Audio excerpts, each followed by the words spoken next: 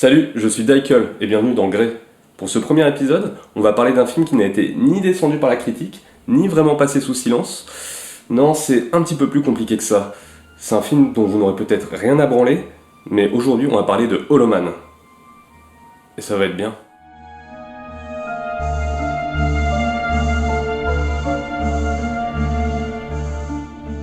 Donc je tiens à vous prévenir avant de commencer que je vais passer en revue l'intégralité du scénario, donc si vous n'avez pas vu le film et que vous ne voulez pas être spoilé, je vous conseille de cliquer ici. Donc Hollow Man est un film de science-fiction sorti en 2000 et réalisé par Paul Verhoeven, connu principalement pour avoir réalisé Robocop, Starship Troopers et Total Recall. Alors le film possède une place particulière dans la filmographie de son auteur, puisque c'est le dernier film qu'il a fait à Hollywood avant de revenir en Europe où il avait commencé sa carrière 30 ans plus tôt. Il a été commercialement rentable, mais il est aujourd'hui considéré comme un raté dans la filmographie du cinéaste. Hollow Man raconte l'histoire de Sebastian, interprété par Kevin Bacon, un scientifique mégalomane qui travaille avec son équipe sur un sérum d'invisibilité pour le gouvernement. S'ils ont trouvé le moyen de rendre invisibles des organismes vivants, ils cherchent encore comment inverser le processus. Après une scène d'exposition permettant de montrer quels seront les enjeux du film en 10 secondes, ici un prédateur invisible s'attaquant à un faible rongeur, C'est métaphorique. on nous présente Sebastian travaillant dans son appartement et découvrant la solution à leurs problèmes. Il appelle afin de faire part de sa découverte sa collègue et ancienne compagne Linda, qui noue désormais une relation avec Matt, interprété par Josh Brolin, qui, attention, premier plot twist du film, ne possède pas de bouc, putain! Bon alors si comme moi vous avez l'habitude de voir Josh Brolin dans des rôles de personnages forts et charismatiques, et bah ici ça sera juste le bisu de Kevin Bacon. Il est tellement transparent qu'il a réussi à faire disparaître son nom de l'affiche du film. Sale con. Dès cette première séquence, les bases de l'intrigue sont mises en place. Le trio amoureux, la personnalité mégalo de Sebastian, ses penchants voyeuristes, ainsi que sa capacité à faire disparaître des stuffs, comme ici sa webcam. Là, juste là. Bon, le lendemain, Sebastian se rend au labo sur fond de mauvais rock FM. C'est Michael Mann qui va être jaloux. En arrivant, Matt laisse échapper un singe invisible, et Sebastian le provoque en duel afin de savoir qui sera le premier à mettre la main dessus, histoire d'insister sur la rivalité entre les deux personnages. Une fois le singe invisible remis en cage, on découvre le reste de l'équipe scientifique composée de la vétérinaire frigide, C'est n'importe quoi, Sébastien, n'importe quoi. un mec qui ressemble vaguement à Peter McNichols, la Black, et l'adolescent attardé. Salope. Je te suce les nichons quand tu veux. S'ensuit une des premières scènes qui fut l'argument de vente du film, l'impressionnante réapparition organe par organe d'un gorille. L'expérience réussie, Sébastien et son équipe fêtent ça en se racontant des blagues de scientifiques, Génial. Pourquoi t'es quand CE1 et Sébastien essaye de draguer Linda qui lui fait bien comprendre qu'il est un peu trop égocentrique. Toi, tu étais super. Et je faisais de la figuration. Lors de la réunion qui suit avec le Pentagone, Sébastien, à la surprise de ses collègues, ment à son boss. Il dissimule qu'il a réussi ses expérimentations afin de tester le produit sur lui-même. Ce qui est l'occasion d'une super blague que je vous épargne, mais qui finit par... J'en sais foutre rien, mais putain, j'ai carrément le cul en feu. L'expérience est un succès, et lorsque Sébastien se réveille, on se rend compte que ses paupières étant invisibles, il ne peut plus fermer les yeux. La lumière! Éteins cette putain de lumière! Bon alors ça sert pas vraiment dans le scénario, si ce n'est à justifier qu'il porte souvent des lunettes de soleil, ce qui permet en fait de réduire le nombre de plans truqués, mais c'est je trouve une pure idée qui permet d'ancrer le film dans une dynamique réaliste. Du coup, Sébastien profite de sa nouvelle condition pour jouer des petits tours à ses amis, comme déplacer des canettes de soda, leur faire des câlins à Walpé, ou encore leur tripoter les seins pendant leur sommeil. J'ai l'impression que tu es nerveuse. Du tout. Finalement, ils essayent de rendre son apparence originale à Sébastien, mais découvrent malgré eux que le sérum ne marche pas sur les humains. Pour apaiser les tensions, ils décident de couler un masque en latex sur le visage de Sébastien afin de rendre l'ambiance un peu moins anxiogène. Je me sens mieux, merci. Après 10 jours de tests épuisants, Sébastien décide de prendre l'air, ce qui permettra de faire une scène rigolote avec des enfants qui ont peur en voiture, comme dans tous les films avec des enfants et des voitures. Pourquoi ils portent pas leur ceinture ? Moins 3 points pour Gryffondor. Sébastien passe chez lui, et après 5 minutes de questionnement intérieur intense, Tu devrais pas y penser.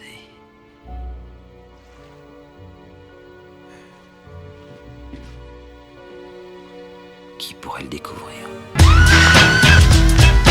il décide d'aller violer sa voisine dans une scène qui n'est pas sans rappeler le cinéma de Brian De Palma.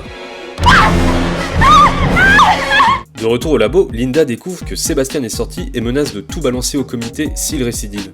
En tirant un trait sur ta carrière. Petite poucave. L'équipe tarde à trouver une solution, et les tensions avec Sébastien deviennent de plus en plus palpables. Finalement, il truque la caméra de surveillance et sort une nouvelle fois du labo. Comme dans Speed. Alors fun fact, Speed a été réalisé par Jan de Bont qui était le chef opérateur de Paul Verhoeven aux Pays-Bas ainsi que sur Basic Instinct à Hollywood. Une fois dehors, Sébastien découvre la romance entre Linda et Matt, ce qui le met dans une rage incontrôlable. Pas de panique, c'est un faux chien. En fait, on voit Kevin Bacon faire le changement avec la doublure en hors-champ. Linda et Matt préviennent le général de leurs expériences, mais Sébastien le tue dans sa piscine avant qu'il n'ait pu prévenir quiconque. À partir de ce moment, il enferme tout le monde dans le laboratoire Là, on n'a plus de ligne extérieure. et fait glisser le film du thriller au slasher movie. Et comme dans tout slasher, on va enfin pouvoir mettre à la poubelle tous les personnages qui ne servent à rien. D'abord la Black, Étonnant. le gros beauf, Quoi de mieux qu'un angle bien obtus dans la carotide pour se débarrasser dignement d'un personnage fonction? la vétérinaire, et enfin Peter McNichols. Sébastien enferme Linda et Matt dans la chambre froide et fabrique de la nitroglycérine afin de faire péter le labo. Heureusement, Linda parvient à s'échapper et rattrape Sébastien pour faire la bagarre, ce qui le mènera à s'électrocuter tout seul, rendant son épiderme de nouveau visible. Alors, petit aparté sur ce point, j'ai lu beaucoup d'avis qui disaient que le film était incohérent et qu'on ne comprenait pas pourquoi Sébastien redevenait visible. Pourtant, si ce n'est pas expliqué clairement, c'est tout à fait crédible dans la diégèse du film. On ne sait pas comment scientifiquement le sérum agit sur le corps et ses organes, mais lors des tests sur le gorille, on pouvait voir qu'au moment où Linda utilisait le défibrillateur, le primate redevenait visible quelques secondes, ce qui laisse sous-entendre que l'électricité joue un rôle dans le processus d'apparition et de disparition du corps. Même lors de l'expérience sur Sébastien, on peut voir qu'il est couvert d'électricité statique lorsque Linda le caresse. Bref, la nitro explose, Polo a vraiment fait péter le décor pour cette séquence. et Linda et Matt s'enfuient par la cage d'ascenseur. Sébastien les rattrape, mais Linda le jette du Nakatomi Plaza, et nos deux tourtereaux sortent du laboratoire dans ce qui semble être un plan tiré de n'importe quel blockbuster de l'époque, générique compris. Et c'est la fin. Bon, on a passé en revue les grandes lignes du scénario, ça a pas l'air très glorieux comme ça, mais il faut remettre le film dans son contexte. Lors de sa sortie, il lui a été reproché d'être une œuvre trop lisse par rapport aux attentes d'un cinéaste comme Paul Verhoeven. Pour ceux qui ne le connaissent pas, Verhoeven est le réalisateur de certains des plus gros blockbusters des années 90. Mais à partir de la seconde moitié de la décennie, sa carrière a commencé à décliner suite aux échecs commerciaux et critiques de Showgirls et Starship Troopers. J'ajouterai qu'afin de bien cerner le cinéaste, il est important de prendre en compte que lors de son arrivée à Hollywood pour tourner Robocop, il avait déjà réalisé 6 films et demi aux Pays-Bas.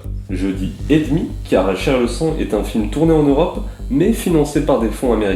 Verhoeven a clairement une sensibilité européenne dans le traitement de ces thématiques, et il a essayé tout au long de sa carrière d'utiliser les codes du blockbuster pour dresser une critique des États-Unis. Robocop était une parabole sur l'avènement d'un Jésus moderne évoluant dans une Amérique post-réganienne contrôlée par les lobbies de l'armement, Starship Troopers un miroir grossissant de la politique militariste américaine, et Showgirls portait une critique acerbe sur l'industrie du spectacle ainsi que sur le mythe du rêve américain.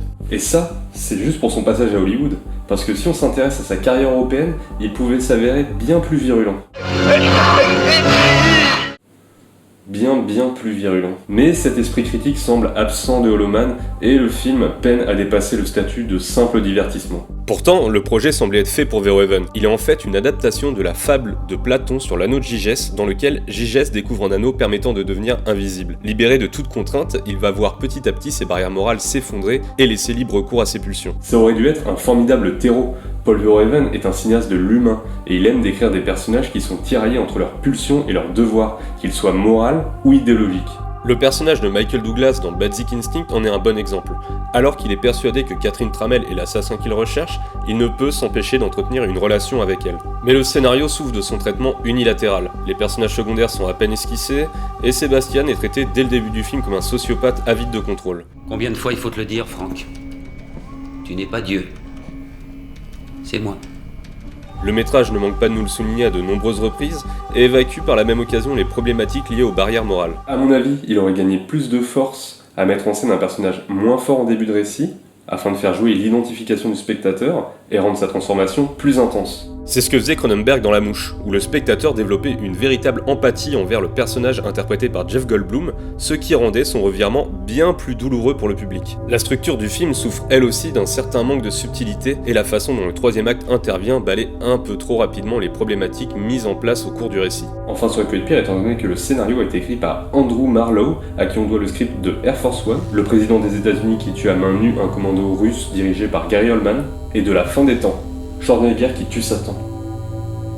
Ça c'est cool. La mise en scène, elle, est plus sobre qu'à l'accoutumée, ce qu'on peut attribuer aux lourdes contraintes qu'imposent les effets spéciaux, obligeant que l'intégralité du film soit storyboardée avant d'entamer le tournage. Effets spéciaux qui ont d'ailleurs coûté 50 millions de dollars sur les 90 alloués au film, ce qui est faramineux pour un quasi huis clos. À titre de comparaison, Starship Troopers est lui un space opéra et il n'a coûté que 100 millions de dollars. A l'origine, il était prévu que toutes les scènes impliquant Kevin Bacon lorsqu'il est invisible soient tournées sans lui afin que sa présence soit rajoutée en post-production. Mais afin de conserver la synergie entre les acteurs, Verhoeven a préféré tourner toutes les scènes avec l'acteur pour ensuite l'effacer en post-production. Le résultat est bien plus crédible, mais a par conséquent fait grimper les coûts de production puisqu'il a fallu tourner tous les plans 2 fois, une fois avec les acteurs et une fois sans, grâce à des caméras commandées par ordinateur. Les effets spéciaux, en majeure partie réalisés par Sony Pictures, ont d'ailleurs très bien vieilli puisque la production a décidé de mixer autant que possible éléments shootés et imagerie numérique.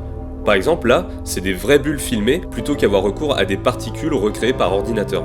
On sent aussi que Verhoeven a tenté de faire plaisir aux producteurs. Certains plans semblent tout droit sortis d'un cahier des charges bien défini, comme par exemple celui où Sébastien tombe dans la cage d'escalier, qui renvoie directement à Die Hard 1, ou encore le plan aérien final. Bon, en soi, il n'y a rien de choquant dans ce plan, c'est même une convention du cinéma hollywoodien de l'époque. Seulement voilà, Verhoeven aime soigner ses sorties. Dans chacun de ses films, le plan final a un sens résumant les problématiques du métrage. Dans Robocop, Murphy réaffirmait son identité avec son visage découvert et sa réplique What's your name? Murphy.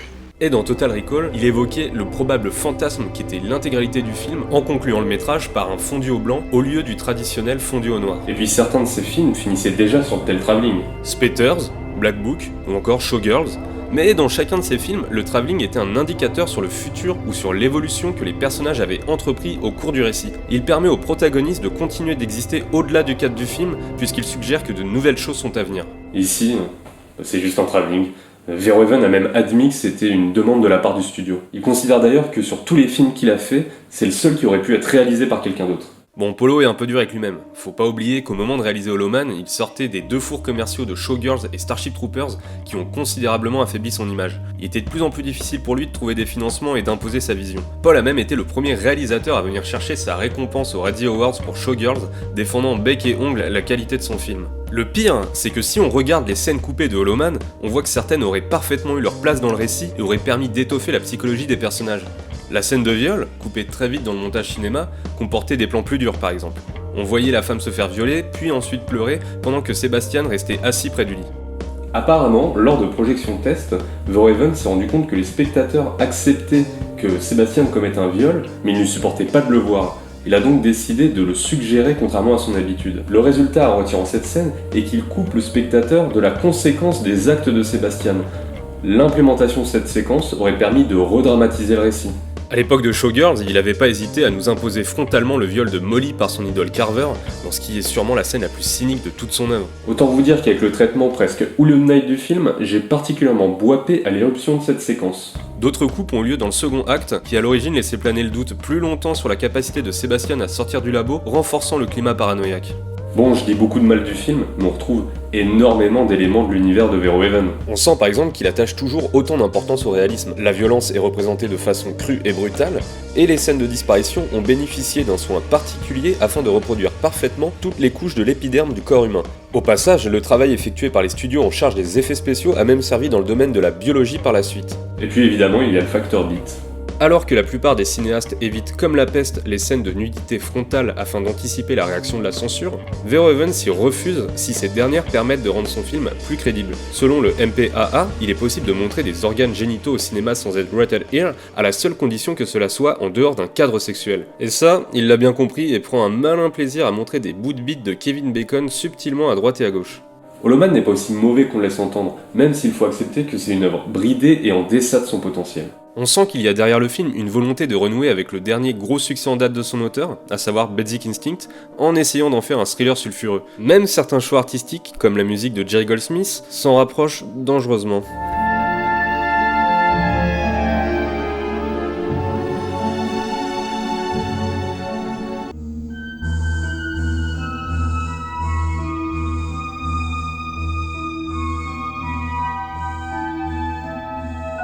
Même structure, même note, peut-être même thème. En conclusion, le film possède ses fulgurances, une technique irréprochable et se laisse regarder sans déplaisir. D'autant que Verhoeven a toujours été un excellent entertainer.